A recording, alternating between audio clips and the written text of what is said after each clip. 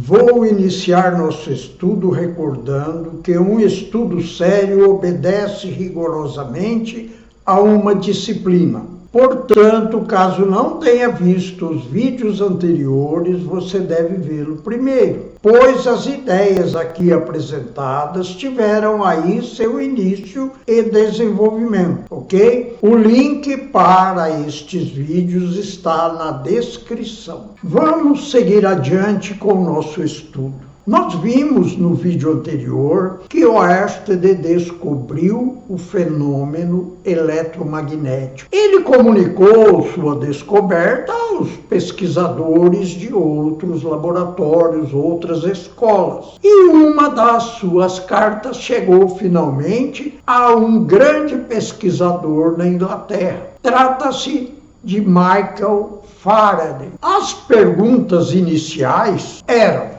um campo magnético pode produzir uma ação mecânica sobre um fio percorrido por uma corrente elétrica? Um campo magnético pode produzir uma ação elétrica? Veja a experiência inicial de Faraday neste campo. Faraday foi um dos maiores pesquisadores ingleses de todos os tempos. Desvendar uma resposta a essas perguntas iniciais tornou-se seu objetivo. Vamos recorrer à enciclopédia que descreve como isso aconteceu de um modo que nós possamos compreender. A ilustração que você está vendo foi produzida por mim mesmo. Vamos adiante. A enciclopédia diz que por volta de 1821, atraído pela experiência de Oersted, que revelara que a corrente elétrica tinha a propriedade de modificar a direção de uma agulha magnética, Faraday verificou, invertendo a experiência do físico dinamarquês, que os magnetos exercem ação mecânica sobre os condutores percorridos pela corrente elétrica. Para chegar a esta averiguação, Faraday colocara um ímã verticalmente sobre um banho de mercúrio, fazendo que uma de suas extremidades ficasse imersas no líquido, ligando então um fio condutor ao mercúrio e fechando o circuito. Observou-se que, quando o fio era móvel em torno do seu ponto de suspensão, descrevia círculos em volta do ímã, caso contrário, fixando-se o fio e liberando o ímã, este girava em torno do fio. Com esta experiência singela, mas de extraordinárias consequências para a tecnologia, Faraday criara o primeiro motor eletromagnético. Este foi o primeiro transdutor eletromagnético. Você sabe o que é um transdutor? Bom, esta palavra não é muito compreendida, porém, é importante conhecê-la. Um transdutor é um dispositivo que modifica uma energia. No caso, a energia elétrica foi convertida em energia cinética, ou seja, energia de movimento. Um microfone faz um trabalho semelhante no que se diz respeito a modificar o tipo de energia. O microfone capta a energia cinética dos gases do ambiente e o converte em energia elétrica. Todos os tipos de motores que existem são transdutores. Convertem energias em energias cinéticas. Pois bem, feita esta pausa, vamos seguir adiante. Veja como uma descoberta bastante simples trouxe graves consequências tecnológicas para o futuro. Portanto, você que está assistindo este vídeo, preste atenção nisso. Uma pequena conquista intelectual que você possa conseguir agora poderá trazer grandes consequências no seu destino. E não se esqueça que a riqueza de um espírito é o conhecimento conquistado, ok? Vamos seguir adiante com as primeiras pesquisas que surgiram em decorrência da descoberta de Oersted. Veja uma das primeiras experiências feitas. Na ilustração você pode ver que temos um plano, uma mesa, por exemplo, com um furo no centro, por onde passou um condutor elétrico. Ao redor do condutor foram colocadas diversas bússolas. Na época não existia nenhum instrumento de medição. O que eles podiam fazer era isso, e fizeram.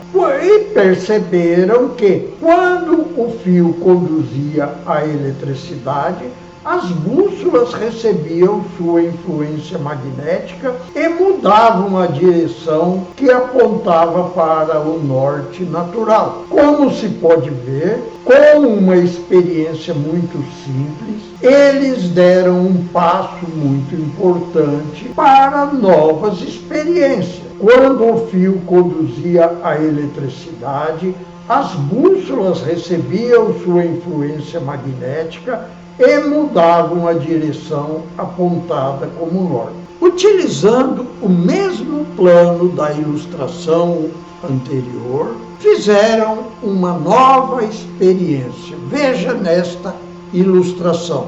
Foi colocado no lugar das bússolas limalhas de ferro e elas se comportaram do modo como se pode observar. As limalhas se organizaram em torno do fio. Pois bem, as experiências continuaram. A próxima que vamos ver foi justamente como vários fios enrolados uns aos lados dos outros, formando o que hoje chamamos de bobina, como eles se comportariam. E fizeram a experiência mostrada nesta ilustração. Veja, construíram uma bobina em torno de um plano sobre o qual colocaram limalhas de ferro. E ao passar uma corrente elétrica, as limalhas de ferro se comportaram do mesmo modo que se comportaram com a experiência que nós já vimos sobre limalhas de ferro colocadas sobre um ímã, que nós estamos vendo nesta ilustração, ok? Nós já vimos esta ilustração no estudo do magnetismo. Vamos seguir adiante. Conhecendo já desde a Grécia Antiga a influência do ferro no campo magnético, uma pergunta surgiu logo. E se colocarmos um núcleo de ferro dentro de uma bobina, o que acontecerá? A experiência veio logo em seguida. Veja esta ilustração que nos demonstra que, quando se introduz um núcleo de ferro no interior de uma bobina, ela amplia profundamente o campo magnético. Nós temos aqui duas bobinas, uma com núcleo de ar, a outra com núcleo de ferro. Os resultados das experiências eram compartilhados entre os pesquisadores. E o eletroímã que se conseguiu com isso chamou a atenção de um indivíduo que vivia nos Estados Unidos. Eu não conheço muito detalhes sobre a vida deste genial indivíduo. Creio que ele não era um pesquisador de fato. Ele apenas teve contato com as ideias e foi criativo. Estamos falando de Samuel Morse. Este que você pode ver na ilustração aqui, a foto dele. Pois bem, ele reuniu todas as informações possíveis na época. E os conhecimentos eram apenas esses que apresentei até agora. Não havia nada além disso. Ele conectou todas as informações e desenvolveu com a sua imaginação um dispositivo revolucionário. Faça o mesmo Use a sua imaginação para analisar todas as experiências apresentadas. Imagine a corrente elétrica percorrendo um fio e o campo magnético formado em torno deste condutor. A imaginação é uma ferramenta psíquica importante quando se usa informações a serem conectadas, mas infelizmente produz muitas tolices quando usadas de modo aleatório. Pois bem, Samuel Morse criou assim o telégrafo, o revolucionário sistema de comunicação que se estabeleceu e o mundo foi coberto por redes de telégrafo em todos os países, inclusive aqui no Brasil. Pois bem, veja como era o telégrafo criado por ele.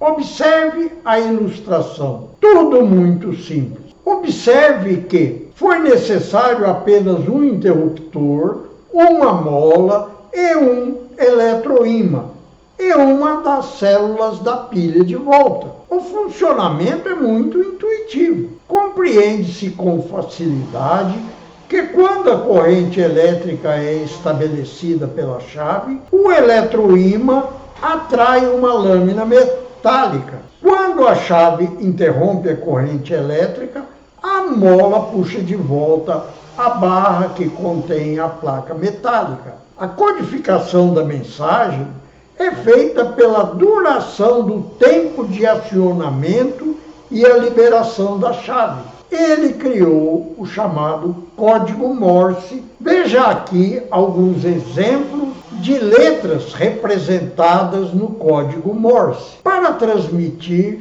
cada palavra, temos a letra A é formada por um ponto e um traço. Isso quer dizer que a chave é acionada e liberada imediatamente. Depois é acionada novamente e se aguarda um pouco mais para liberá-la. A letra B é formada prendendo-se a chave um tempo mais longo e depois 3 vezes acionadas com muita rapidez. A letra C é formada criando-se uma conexão mais demorada, depois uma conexão rápida e novamente uma conexão mais rápida, mais demorada e depois uma conexão rápida. E assim criou um código para cada letra. Veja como é a transmissão da palavra cada e a transmissão da palavra bola. Para apresentar seu invento, ele construiu uma rede de telégrafo que ligou a cidade de Washington à cidade de Baltimore, 64 quilômetros de distância. Ora, essa rede era apenas construída usando postes e 2 fios, somente isso. Pois bem, depois de construída, ele fez uma apresentação. E a primeira transmissão ocorrida de modo oficial transmitiu a seguinte mensagem: o que Deus tem feito. Esta foi, de acordo com a informação obtida, a primeira mensagem oficial do telégrafo. E a partir daí, a revolução se iniciou. Ele criou uma grande empresa que espalhou seu telégrafo pelo mundo todo, aperfeiçoou a máquina utilizada e, enfim, assim tivemos o telégrafo, que foi inclusive citado por O Livro dos Espíritos. Vamos encerrar nosso vídeo de hoje. Espero que você use a sua imaginação para acompanhar a descrição de cada fase destas conquistas. Até o próximo vídeo.